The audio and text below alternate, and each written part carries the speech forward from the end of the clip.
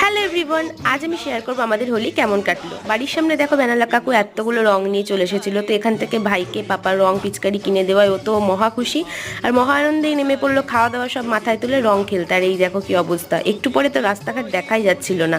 তারপর বুনু একটু ভাইকে আবির মাখালো, মানে আমার জেঠুর ছেলেকে, আর আমার যে নিজের ভাই ছোটটা ও এসে আবার ওকে রং দিয়ে ভূত করে দিল। এইদিকে হচ্ছিল মাংস রান্না। হোলির দিন আর বাড়িতে মাংস হবে না তাই কখনো হয়?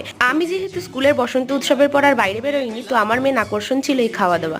সন্ধ্যের সময় আবার একটা বাড়িতে অনুষ্ঠান ছিল, মানে হোলির উৎসব, তো সেখান থেকে প্রসাদ নিয়ে এসেছিলাম।